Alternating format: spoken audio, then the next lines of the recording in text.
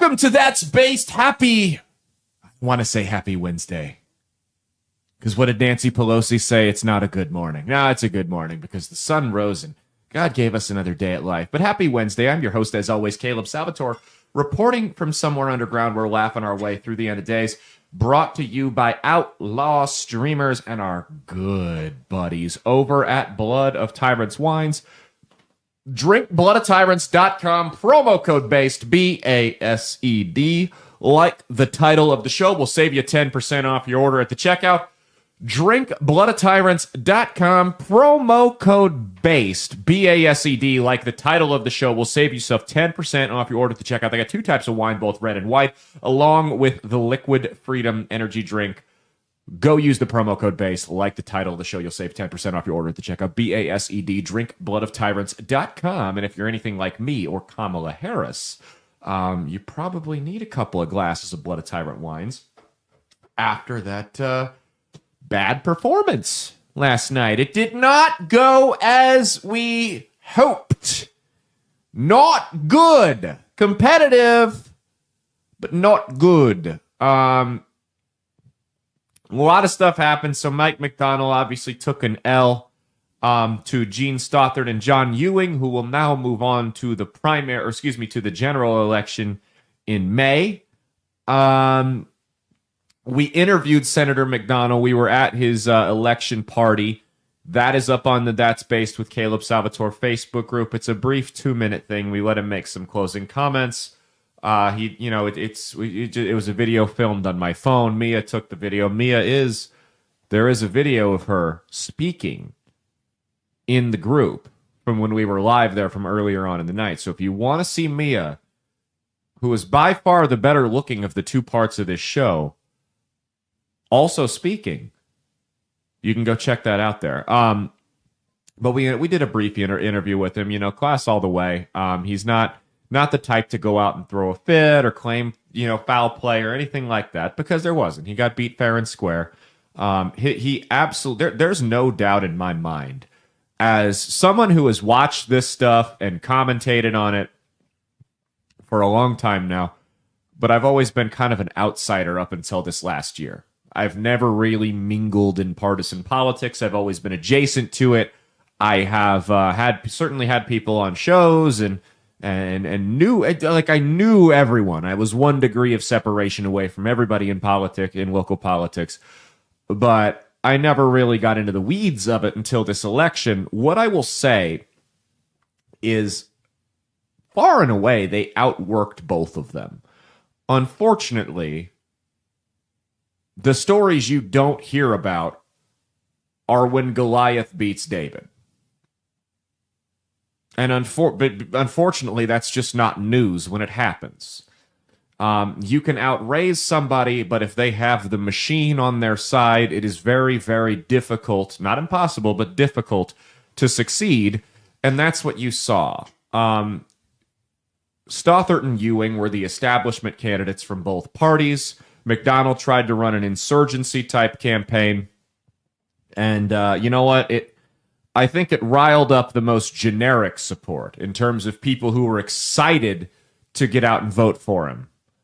But as we know, in an election, there's always two things on the ballot, hope and fear, right? Fear is typically from the more establishment candidates, such as Stothert, and every now and then fear beats hope.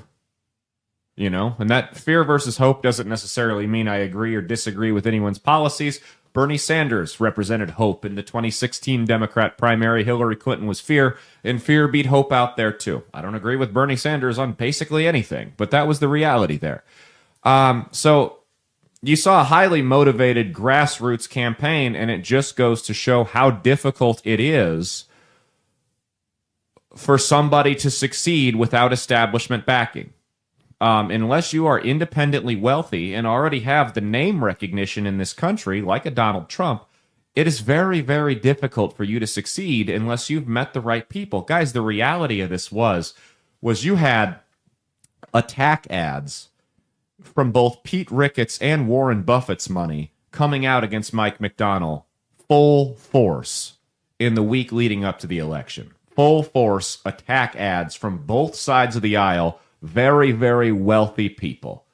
Very, very wealthy people attacking the same guy, and he took it on the chin. The guy, I mean, he really is a maverick if you think about it. And that's I feel like that's part of why I aligned myself with that campaign the way I did, because he's a guy that, and this isn't a bad thing, but because he's stuck by his principles and refuses to be put into a box, has made quite a bit of enemies, powerful enemies. And I'm the same way, to a much lesser degree, obviously, but I've always found myself to be the same way. And so I think that's why I aligned myself with that campaign the way I did. And I don't know. Hopefully we haven't seen the last. I mean, he's still in the Senate, in the unicameral, so we'll get some stuff done there. And the last thing I told him before we left was keep causing chaos, because there ain't no way in hell they're going to let somebody like me near the legislature, so he's the next best thing we can get. And he riles everybody up. He gets on everybody's nerves, you know? So here's the thing, though. With that aside, the other thing, I think, is it's like I told you guys, if you're going to unseat an incumbent with the name recognition in a city election like this, or honestly anything other than the presidency, really, if you're going to unseat an incumbent, you need scandal. You need scandal. Pointing out bad policies and lies and things like that, dirty politics, are not enough to unseat somebody, because the average person is not tuned in to, and that's, I think, what we have to realize sometimes. A lot of conservatives that spend time in online circles like that, the average voter is not tuned in the way we are. So the question becomes, how do we reach those people? Do we knock on doors? I don't know if they want to hear us. That's where the million-dollar question is, and I don't have the answer to that, believe it or not. The one question I don't have the answer to. How do we reach, as I call them, Ma and Pa Fox News? Because you saw it with Dan Fry and Bacon. If you looked at the hype train, when Dan Fry primaried Don Bacon in 2024, we had Dan Fry on the show, right? I think we might have been the first interview he did. All the hype was for Dan Fry. All the hype was for Fry. All the hype online, all the grassroots volunteer movements, the local Republican parties that endorsed him, almost verbatim what happened with McDonnell. But when the primary rolled around, he got absolutely dog-walked by Bacon. Because it's very difficult for us to overcome Ma and Pa Fox News. A guy can be an establishment hack with a 20% approval rating, but for whatever reason, 60 to 70% of Republicans, if he's an incumbent, will just check his name, and nobody knows why. We can't even crack the code of what the hell is wrong with our own people, is what the problem is here. The only time you see an incumbent Republican get unseated in a primary election is like with Liz Cheney. But that scandal, the January 6th committee, her involvement in that, massive scandal. So we have to figure out how to get through to that ever so silent majority of Republican voters that, you want me to be completely honest? The Democrats are a known commodity. We know that they hate America. We know they're communists. We know they resort to fascist tactics. That silent Republican majority that continues to kneecap the conservative agenda in primaries is truly what's holding this country back.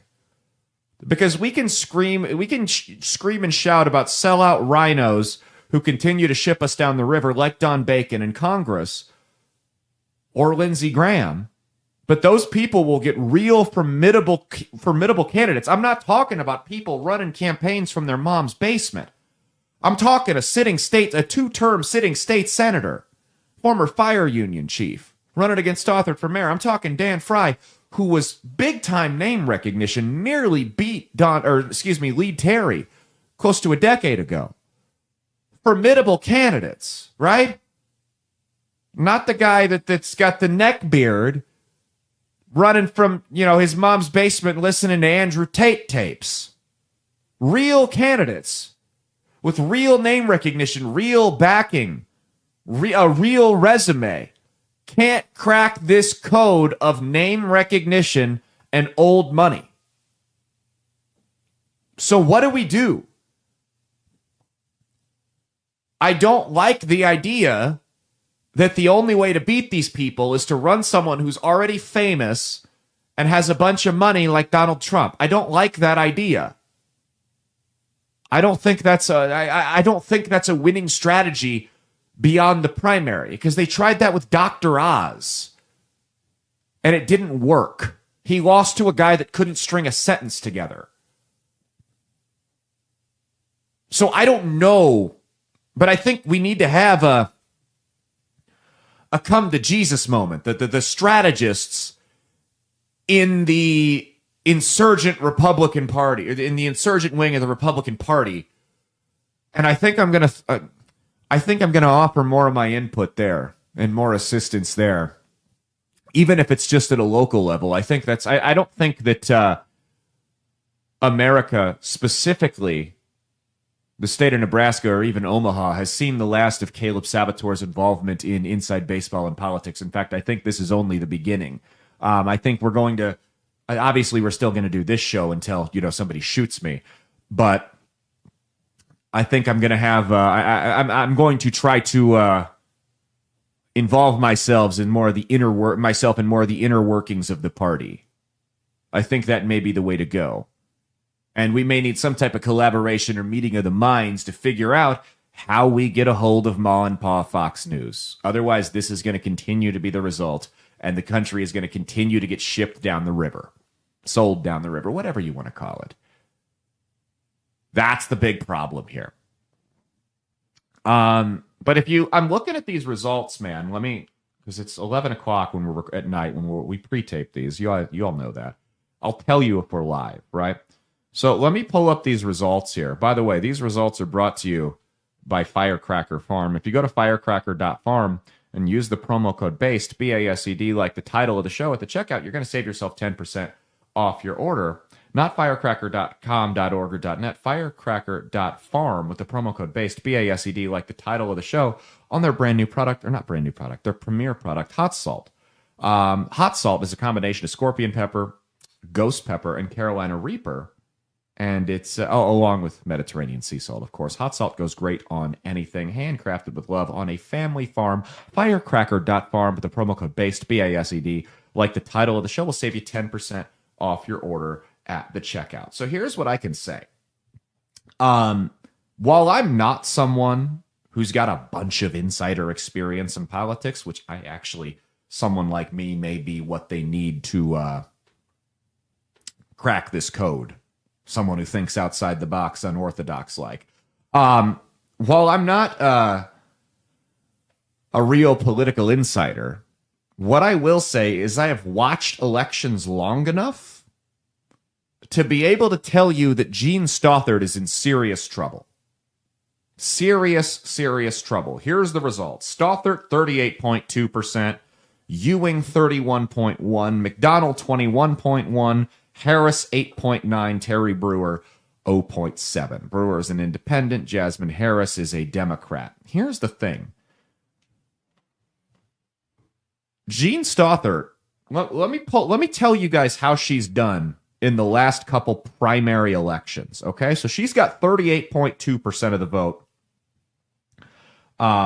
here in 2025, and that number's subject to change, but it seems like it's going to be pretty solid there. So 38.2%. Remember, it's an open primary, so the top two candidates advance on to the general in May, next month.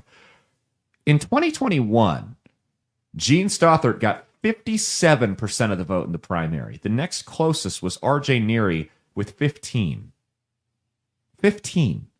She won by 41% in the last primary election. In this primary, she won by 7. In 2017, where Heath Mello gave her a run for her money, she won by just over 5%. In the primary, she actually won by 2%. It was a close race there. You had a Republican named Taylor Royal. Okay, so that was a close race there. And then in 2013, she won the primary by a similar amount against Jim Suttle. So she's up by 7 here. Here's the problem, though, and this is why this is different. So than 2017. In 2017, when she ran against Heath Mello, and she won the primary by a couple points, by 2 points. You had a guy named Taylor Royal who was a dyed-in-the-wool conservative, right? Republican guy, got 11% of the vote, third place. Almost all of his votes went to Stothert. Almost all of them. So while it looked closer, it really wasn't. I don't see McDonnell splitting the vote from Stothert or stealing the vote from Stothert the same way that Taylor Royal did. I don't see, because here's the thing, what you guys got to realize is times have changed in more ways than one. You've got a serious populist movement in the Republican Party that was not present to the degree it was in 2017. Those people don't like the establishment. Those people will not go out to vote. McDonnell has formed a coalition of Republicans, Democrats, and independents. Conservatives who are sick and tired of Stothert and fake rhinos like her. Democrats who have been left by the Democrat Party, totally lost by the Democrat Party because they've been too extreme, because of the trans surgeries for kids, because of the For the River to the Sea whack jobs. People who have been left by the Democrat Party, and then independents who feel like they have been left behind by both parties. Let's look at fourth. So you want me to be honest, man? I look at McDonnell's 21%, 7% breaks for Stothert, 7% breaks for Ewing, maybe 3% breaks for, I don't know. I think maybe 5 to 7% breaks for Stothert. Because you got to ask yourself where these three candidates that got knocked out, where their votes go. So let's say 5 to 7% for Stothert. I think honestly 10% of McDonnell's people don't vote because they feel like neither candidate represents them. So then you're left with about 4 for Ewing, which puts him at 35. Stothert around that 43 to 45 range, but you've also got to consider Jasmine Harris, far left Democrat, 9%. That whole 9% is going to Ewing. 8.7 of it will. That puts it within the margin of error. Gene's in trouble. You're an incumbent mayor with the name recognition and no major scandals, and you didn't eclipse 40% in the primary. That is the signal of serious distress for the mayor. Here's the other thing John Ewing has working out for him. He's a name. John Ewing is the Douglas County treasurer. Every time you go to the DMV, maybe this will work against him, but every time you go to the DMV in Douglas County, you see his name. Everybody knows who John Ewing is. Everybody knows who John Ewing is. And I got to be honest with you, man, I've been going to the DMV in Nebraska for what? Almost 14 years now, since I was old enough to drive. It'd be 14 because I have my learner's permit. Yeah, so 14 years now, going on 15 years. I've been going to the DMV in the state, and I always heard talk on TV and radio about how horrible the DMV is all over the country. Be honest with you, man. That's the tightest ship. I don't think the guy could run the DMV much better than he does, partisan politics aside. I probably don't agree with him on I know I don't agree with him on every issue. He does a damn good job at running the DMV. And he is one of the few moderate. He is an Eric Adams Democrat. He's not a progressive lunatic. And he had the smart campaign where he let Stothert and McDonnell beat the shit out of each other. And he's going to reap the benefits from that. Now, here's what's going to happen. Stothert knows she's in trouble. She sees that margin of victory there and the fact that Jasmine Harris makes up for it. And she knows that that spells danger, Will Robinson. So what you're going to see here is be prepared. I hope John Ewing Jr. has got the cleanest background because all the dirty money is going to be coming in against him. All of it. I hope John Ewing has the cleanest background in the whole state. I mean, this guy better be a saint. Because I'll tell you what, if his first grade teacher had a problem with him, you're going to hear about it. They're going to dig not even the skeletons, they're going to dig the cobwebs out of this guy's closet and air him out and try to blow him up and make him look bad. Whatever he's done, dude, if you got a parking ticket, that's going to be front page news. You've got the establishment media working against you, which is rare for a Democrat. And you've got all the money working against you, too. Something tells me this election's going to get very expensive now that the Democrats smell blood.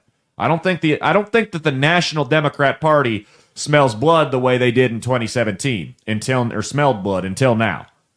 I think they see a real opportunity to strike. I think they see Republicans that are disillusioned by the current mayor and a Democrat within striking distance in a seat that they thought they had no chance at having. Something tells me the money pouring into Omaha over the next month might come close to a record for the month of April.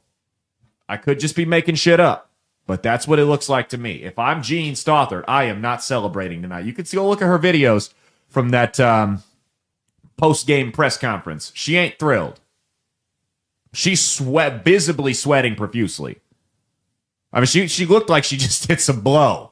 I'm not saying she did. Calm down. She looked like she did some blow back there. But it's going to be tough to make up because you got 21.1% from Mike McDonald. All right? A third of those are, probably half of those are disillusioned Republicans. A third of those are independents. And then the rest are Democrats. So you have to ask yourself where these votes are going to go. And I'm looking at just over 30% that's up for grabs right now. And a 7-point margin of victory for Stothert in the primary. That's not including all the people that are going to come out to vote against her in the general. She's got a month to get exposed now.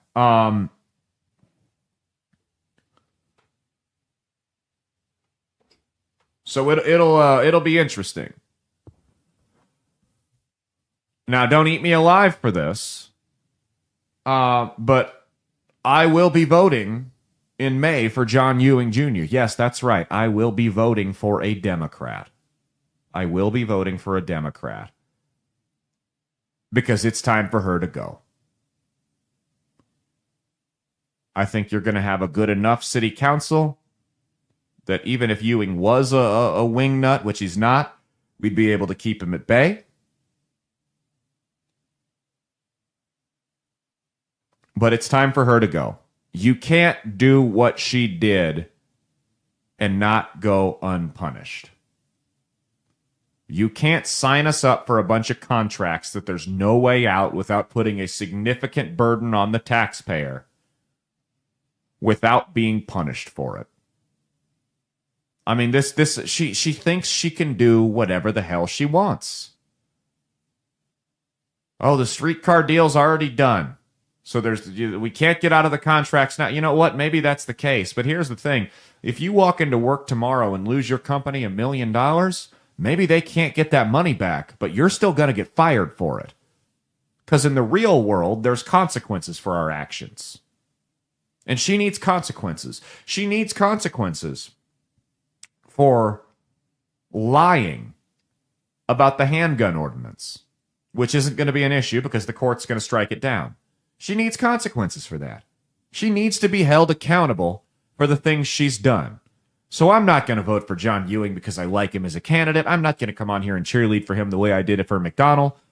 But I will hold my breath and vote for him as a protest vote because she needs to learn a lesson. And I don't want to get sent to the gulag.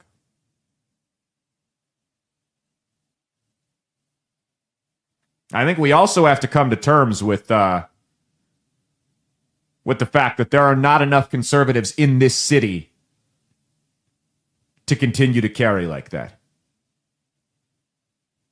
I think folks like Stothert and Bacon, who we chastise as rhinos, may be as good as we're going to get.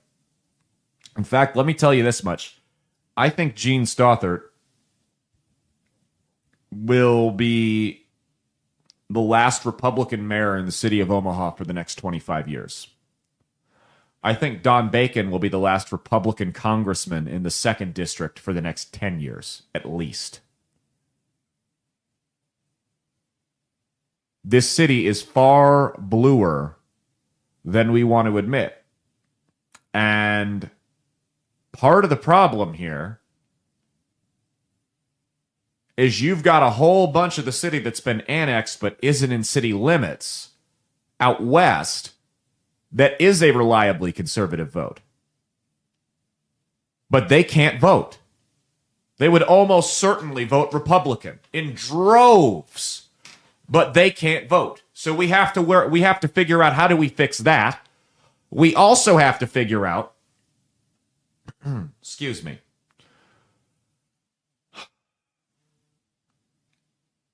what we can do about the, I call it red drain from the city of Omaha.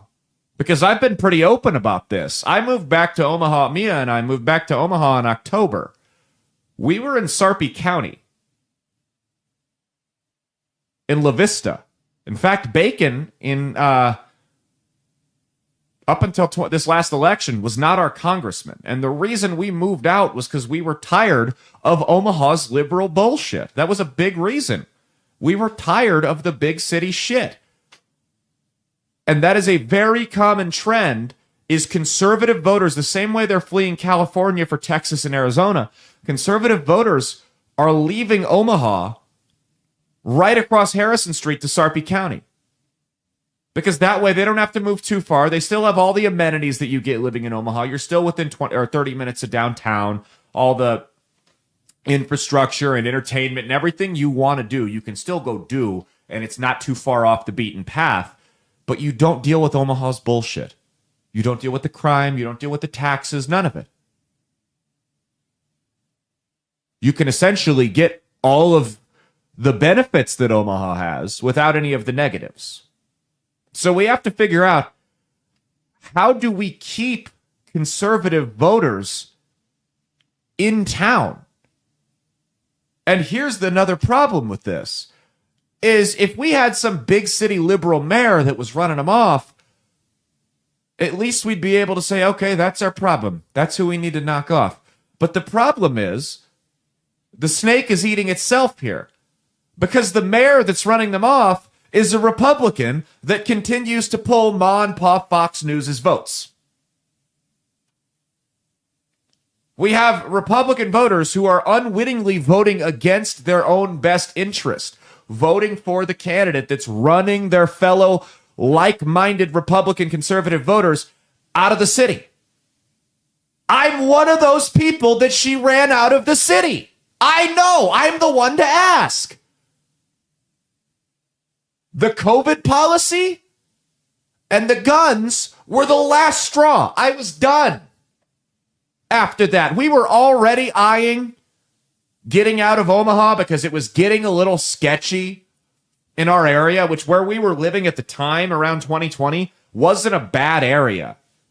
But the lack of police presence, despite what Grandma Pothole wants to claim, was clear. The trash was moving further out west. We were right on the border of it. And I said, when I was living there as a bachelor by myself, I was fine. But I was on the... Mia had moved in with me at that point. I was on the road almost every weekend for comedy. I did not feel comfortable leaving her alone, even with a gun, in Omaha. We had several instances where, I won't go into detail, but I almost had to do some very, very bad things to some people to protect myself and my wife. And it was abundantly clear that the police were spread too thin to deal with it. That the police were heavily concentrated in areas that were to the east of us, and they did not have the manpower to deal with the crime wave that was happening out west. And yes, that's what it was a crime wave. I'll have some numbers for you later about how maybe they're not quite telling the truth about some of these crime statistics. So we moved out. So we were already looking to move to Sarpy County. And we decided after the COVID nonsense that she let fly, and then the gun restrictions, I was like, okay, we're done. We're done. The only reason The only reason we would have been happy staying in Sarpy County, mind you, the only reason we moved back to Omaha was because we got a screaming deal on a house from a relative that we couldn't pass up. That is, I'd be full disclosure, full transparency with you guys. That is the only reason I live in Omaha right now. In fact, we were looking at moving further south, further away from the city. So I am one of those red state refugees, if you will. That red drain that you're seeing, and this isn't just specific to Omaha, this is all over the country. But I'm part of that red drain that you're seeing that's fleeing the cities, that's fleeing the city. The only thing that's unique to Omaha is it's a Republican that's driving us out. And that's going to continue to happen. And methinks that she may face the consequences of her bad policies here. She may, in this election, find out firsthand what happens when you run a bunch of Republicans out. Think about it, man. Right, you go right across Harrison Street. Right across Harrison Street, just south of it. Thousands of refugees who moved out of Omaha because they were tired of it. They were tired of the shit. And whether or not they'll cite her directly as the reason, her policies and her failures as a leader indirectly led to that. We've also got other news. Wisconsin, the Supreme Court race that we talked about, the Democrats won that. They were like 90% favorites on Polymarket, so I don't think that's really a surprise. Republicans also don't do well in off-year elections, specifically when you've got a president who the media is running a nonstop assault on, which I told you was going to happen. Every little move he does, even the good ones, are going to be put under a microscope and scrutinized. So when the Republicans have a president who is this hot of a target, it's very, very difficult for them to perform in these down-ballot elections in off years. So Rob Smith, who is a political commentator, was on PBD. And he's a former Democrat. And he said this a month ago. Or not quite a month ago. But he said, when they were, it was right after Trump gave his, not State of the Joint, his joint congressional speech. He said, because they were talking about the Democrats, causing outbursts and refusing to clap for the cancer kid. And it was right when some of the Tesla vandalism was starting to happen. And I'll never forget what he said, because he said, you guys aren't thinking like Democrats. To a sane, rational person, yes, this is crazy. It's a major turnoff. But the average member of the Democrats' base, whom they really need to mobilize, because independents don't show up in these off-year elections like this, but the average Democrats' base, who they need to mobilize, is not a rational person. So this stuff to them fuels them. These outbursts, the vandal, look at the 2020, look no further. You had a party that was actively cheering on violence in the streets. And they had a blue wave. Took the House, Senate, and White House. We can argue about fraud all we want, but that's what happened. Their base is energized. Our base is energized when we feel that we've been wronged. You saw that in 2024. Our base gets energized by perceived injustices. Their base gets energized by violence and chaos. They see that and it fuels them. And that's exactly what you're seeing. You've got another mayor in Chicago. I forget the name. I was just talking to someone that was working on the campaign tonight. Moderate Democrat mayor who is down in the race right now to an opponent who was going around telling people to set the streets on fire. That's a direct quote. They are mobilized by chaos. This is the Cloward-Piven strategy, to destroy the country and rebuild it in your vision. Typically Marxist and communist. These useful idiots that are going around burning cities to the ground, causing chaos and violence and, public outbursts. They may not know it. Some of them may know it. But they are pawns in a greater game. And we've got to fix our game quickly. We have got to fix our game plan quickly for these 2026 midterms, or we're in trouble. Because tonight was proof that these people are mobilized. If the Democrats can do one thing, they can't govern. We know it's not that. Not govern effectively, at least. But if they can do one thing, it's whip their people into shape. Whip their people in line. You know, because they were the slave-owning party, so I guess that makes sense, right? But they can get their people in line with whatever the agenda is. They're good at it. They're damn good at it.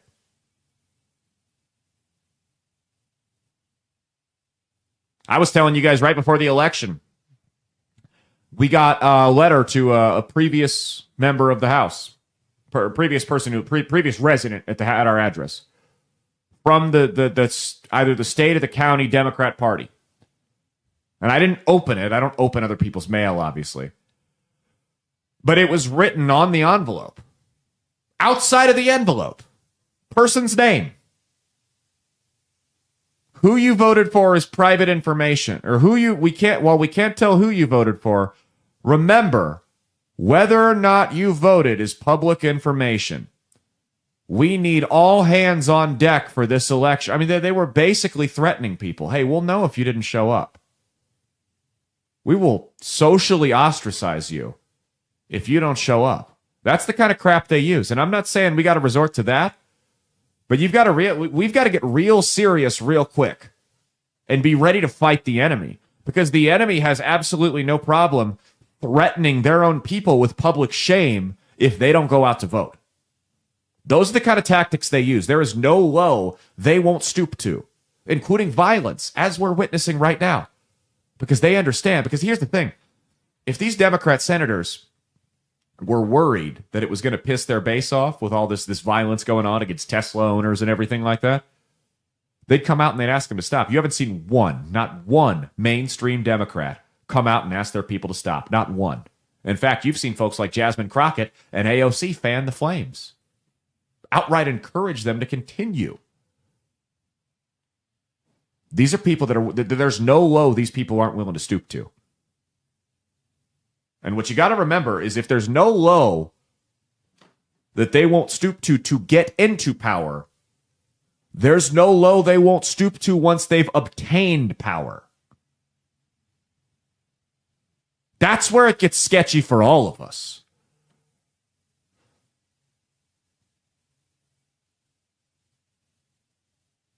That's the reality here. But I think we do have to find, and that's the problem, is those of us that are sane are fighting a war on two fronts against the Marxists that have hijacked this country and the rhinos that'll stand by and are happy to let them do it as long as they can keep padding their pockets. At least the Marxists, we know what we're getting. You know, I always go back to that scene in Boondock Saints with the priest from the very beginning about how we must all fear evil men, but there's an even greater evil that we should fear even more, which is the indifference of good men. The people who stand by and let these psychopaths drive this country into the ground, folks like Don Bacon, folks like Gene Stothert, may actually be a greater enemy than the folks that are destroying it. Because they make this possible.